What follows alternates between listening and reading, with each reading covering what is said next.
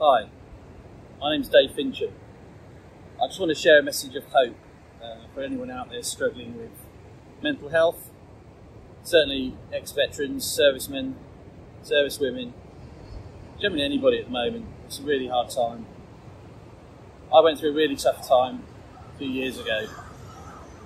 I was really struggling. I'm an ex-veteran. Everything was going well for me many years ago. Joined the army, did well there. Joined the corporate world, did well there. But things were going wrong. As a soldier, you're introduced to drink at quite an early age, which wasn't a bad thing, I suppose. I mean, I was very active, did a lot of sport. But I was bullied a bit at the army. I was bullied at school, one of the reasons to join the army. And really wasn't happy. I did active service. It felt good. I was making my bit, contributing and doing what I'd signed up to do, shall we say.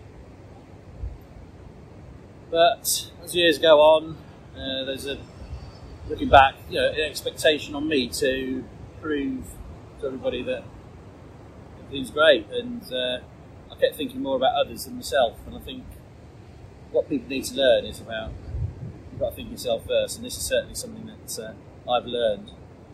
I mean, I broke down in the corporate world. I mean, I was drinking, self-medicating, not too bad at this stage, but then I had a nervous breakdown.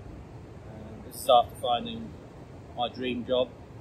I was approached to said company that I'd always wanted to be a part of, and I was invited to interview, and I was successful. Well, I wasn't able to maintain that. I knew I was having problems. I didn't know what was going on inside my head. So, yeah, I felt a failure. I'd had a marriage that failed, a long-term relationship that failed. Things weren't going right, really.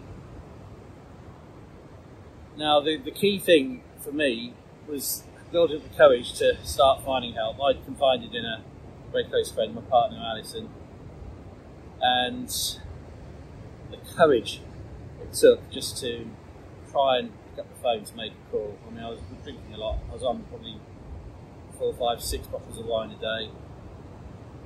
I was going long walks at night in the dark, maybe taking a drink with me. I'd walk all night or sleep in barns, which is an area that I felt safe, to be honest. I mean, that was my army thing. I was away from the general public, but I felt a failure. I spent even Christmas Eve a few years ago out on the streets, slept outside a church. I forgot it was Christmas morning when I woke up.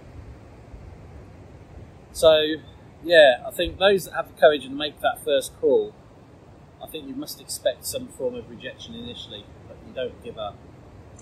I was physically ill, I was shaking, crying, breaking down, and I was trying to contact all the major national charities, and I was getting passed from pillar to post and it didn't feel good. I felt really negative. So the spiral effect was still there, drinking more because I felt I wasn't able to get help. Alison did the same. She tried to help and called on my behalf and experienced the same negative reaction, which was not good. During my breakdown, I was taken by ambulance to hospital, and the mental health nurse made an assessment and was unable to offer me help because I wasn't inside the county lines of that particular hospital. She therefore contacted my GP with a letter, and after much effort from his part, I think he was hitting a brick wall. He contacted, I think, part of the NHS steps to change, and I was interviewed by Professor Mary Askew. It was about a half-an-hour phone call, but she was amazing. She said, I think you've got complex post-traumatic stress disorder, PTSD.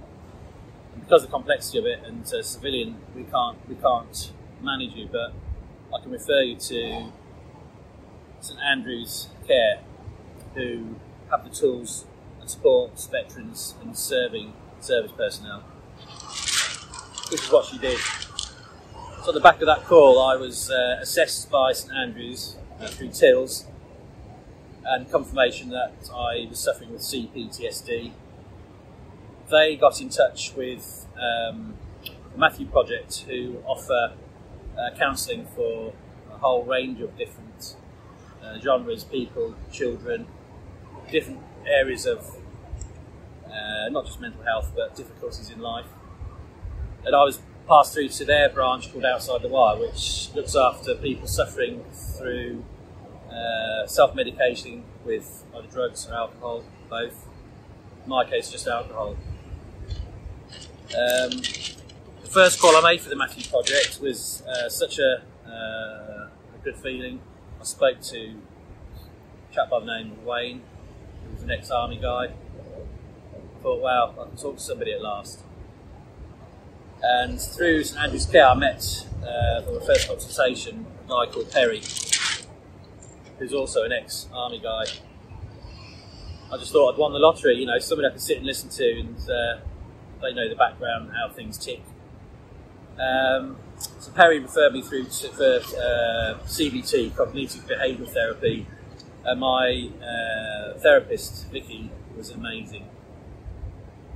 She listened, understood, and I learned some tools to start trying to manage myself better, which progressed through when I was feeling anxious. Rather than going walkabout, I'd start going out and taking photos and trying to capture my journey, I suppose. St Andrews Care, Vicky and Matthew Project worked together, certainly for me. They didn't overlap, they complemented one another, so I was in a very special place. My contact with Outside the Wire, Justin, has been amazing. I still speak with him. He contacts me on a very regular basis, once a week. There was more than that to begin with, and the same with Vicky. My counselling was quite often. And then as I was improving, those meetings were spread further apart, and I was finally signed off from St Andrews Care, and I thank them very much for their support. My message also is not to the individual. I mean, if it's you listening to this that's suffering, it's the people that are picking up the pieces around you.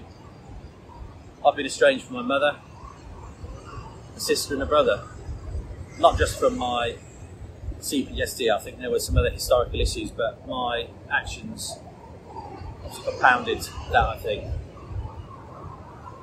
I'm living in Norfolk, next to the coast with my partner Alli, feeling absolutely brilliant. My photographs are helping me, and I think helping others. I'm sharing those, and I've been selling some. I've been approached by some retail outlets who have been selling postcards and calendars. I've been offered and spoken to a director for a new feature film coming out called Unseen Scars, which is a true story about a soldier who's returned from Afghanistan suffering through PTSD. I've also been in national newspapers with my story, and I'm really keen to press home the message is don't give up. Be conscious of the ripple effects that your actions take and the people it affects around you. They may be trying to help and not sure how to help. You just need to pick up the phone or just confide in somebody explaining you've got a problem. You'll be pleased that you did. I'm so happy. I've got all this around me here. Lovely partner. I feel really good. You've just got to reach out. Take care. Thanks.